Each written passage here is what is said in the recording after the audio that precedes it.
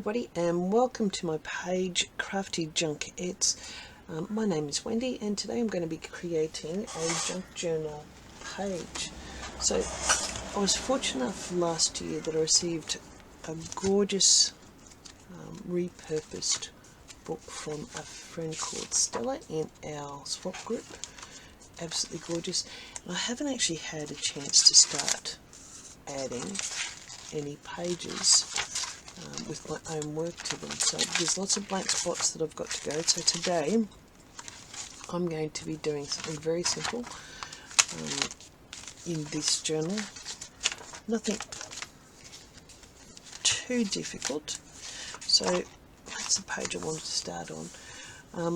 All I'm going to be doing is using a stamp that I got this week, using some Prismacolor pencils, so they are the ones that I'm going to be using today, and just creating a very simple page on here. So the supplies I'm going to be using today is a beautiful stamp that I picked up this week at Daisy Chain in Nambles, and I'll put the links in below. So I just thought this was extremely cute. This is just going to be a very simple colouring sort of project. For those that you know me, I absolutely love colouring in. So with that, I'm also going to be using my Prismacolor pencils. You could use any colours, colouring in pencils, but Prismacolor they are my favourite. I have got a couple of other pencils that I'm going to be trying to see what they're like in the quality, but with the artwork that I do, Prismacolor are the ones that I fall back into. And because this is in my journal that Stella gave me, I do want to make it that nice higher quality sort of imaging, so I'm going to use the Prismacolor pencils.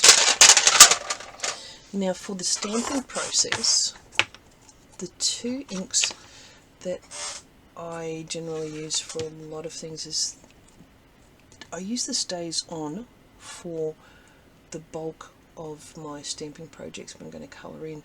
It gives clear, defined lines that I find. I love the darkness of it. This is the jet black, and it's my go-to when I'm actually using mixed media. There are a lot of other good ones out there. For me, this is what I like. One of the things I did today, because I'm pre-stamping everything so you don't have to see all of that process, because sometimes it does take a while, and I'm actually printing, I think I've done about 6. So I've put them on cards, so it just makes it easier to get into the process of colouring. So I'm doing a mass colouring project. The other one I'm using, because I'm going to use a bit of black stock card, is this Moonlight White. I just love the effect that it gives just on the black stock card. So these are the stock cards, and these were cut out to 5.5 inches by 5 inches by 5 inches to fit that stamp nicely in the middle, and that's just with the white. And in fact, I probably won't add anything additional to that, and that can actually go on some cards or into other journals. I could use those as tucks or little pockets just in another journal. So I'll be saving those for a later date. So the ones I've got today, so I've pre-stamped those on white, and also the Kraft paper. I really do like using the inks on the Kraft paper, or the colouring pencils. It really pops the colours on this. I like working as a medium. The Kaiser sometimes takes a little bit longer to absorb the ink, so I use my ink station, stamping station, to actually keep going until I actually get the quality that I want. It just takes a little bit longer sometimes to absorb that ink to get the crisper edges. So for the rest of this video, I'm just going to be colouring in a little bit of music in the background, and I hope you enjoy. Okay, before I get started, just take you through some of the things that I do with my colouring. Is that when I'm working to get the details into my colouring projects, I will use a variation of tones within that colour set. So the yellows there, I usually range from just a very light yellow up to something with a bit more of an orangey kind of hue to it, and just build up. So I do that.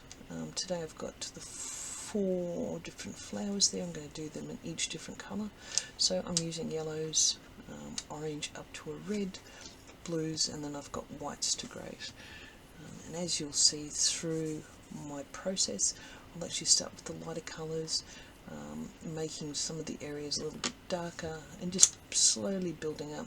So with colouring pencils, and this is for all different colouring pencils, from the cheaper student brands up to professional brands, it is about building up just the layers. You won't get a perfect image the first time, so it's just putting down your colours, building those up.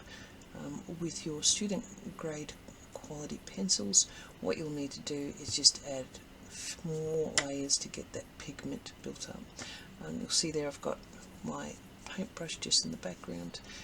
Instead of brushing it off with my hand, I'll try to use a brush just so I don't get any oil back onto the image or smudge what I'm working on. So I hope you enjoy my creation.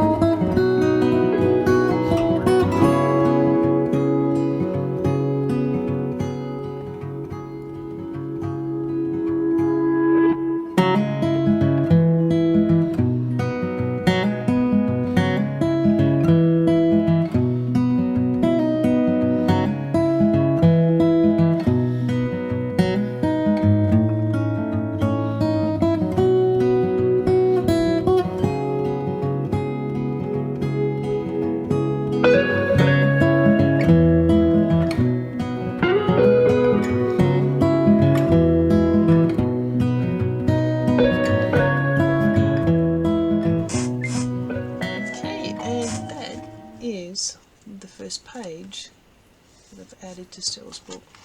So this piece of paper that I was using was 5x5. I've cut out just a bit of black cardstock there to mount it, and that was 5 1/4, and used tape to put onto the cardstock, but the cardstock then is glued into the book. I prefer using tape on the back of my colouring pieces so it doesn't disturb the pigment on the page. And I've just finished that off with just a phrase from the Tim Holt wordology. So thank you for following me. I hope you liked that, and we will be posting a few more activities with Crafty Junkettes to the group. Thanks and have a great day.